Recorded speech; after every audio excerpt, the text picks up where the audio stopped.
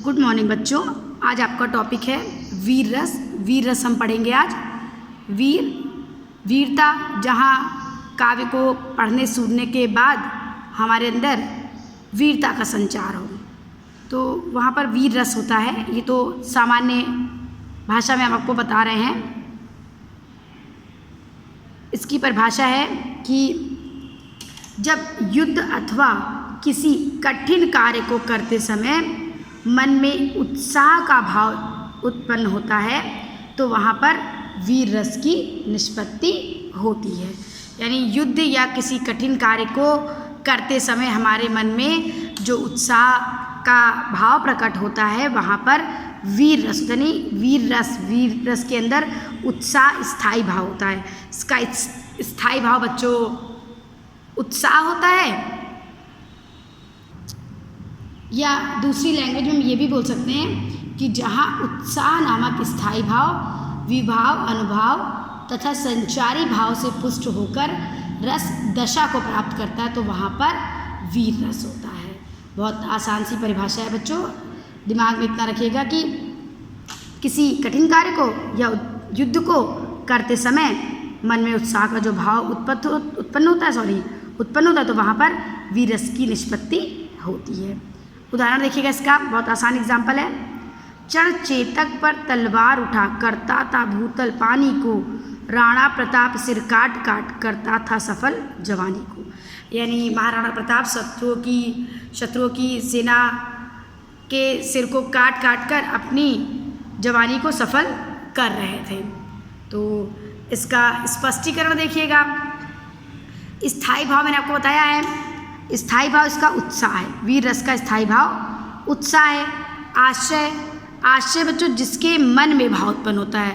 तो इस एग्जाम्पल में देखकर ये लग रहा है कि राणा प्रताप के मन में भाव उत्पन्न हो रहा है, उत्साह उत्पन्न हो रहा है। तो यहाँ पर आश्रय क्या हो गए? राणा प्रताप, महाराणा प्रताप यहाँ पर आश्रय हो गए। फिर आलम्बन, जिस पर हमारा भाव टिका होता है, जिसके प्रति हमारे मन में भाव जागृत होता है। आश्रय जिसके मन में, तो राणा प्रताप के मन में वीरता का भाव उत्पन्न हो रहा है, उत्साह उत्पन्न हो रहा है, लेकिन किसके प्रति? तो वो है शत्रु सेना। ये आलम्बन है। उद्दीपन बच्चों जो भाव को और बढ़ा दे, तो वीर रस में वीरता का भाव होता है, तो वो स्थिति जो वीरता को और भी ज़्यादा बढ़ा दे। तो चेतक पर सवार होना, यहाँ पर चेतक पर सवार होना, तो ये बच्चों आपका उद्दीपन हो गया। अनुभाव यानी वो क्रियाएं या चेष्टाएं जिससे रस का अनुभव हो। तो कौन सा ऐसा काम कर रहे हैं जिससे में वीरता का भाव उत्पन्न हो रहा है?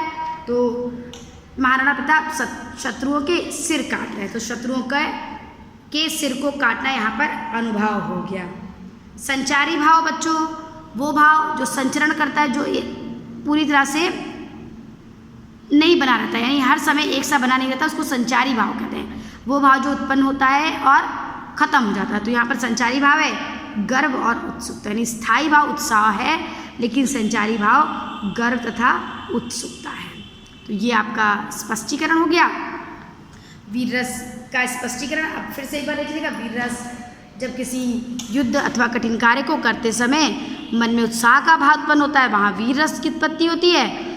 वीर रस का स्थायी भाव उत्साह होता है। एग्जाम्पल अपना ये याद करिएगा। चढ़ चेतक पर तलवार उठा, करता था भूतल पानी को, राणा प्रताप सिर काट काट करता था सफल जवानी को। इसको आप लोग पढ़ लीजिएगा बच्चों। इसके बाद हम दूसरा आपको रस का भेजेंगे वीडियो, उसको पढ़ेगा। बाय बाय बच्चों।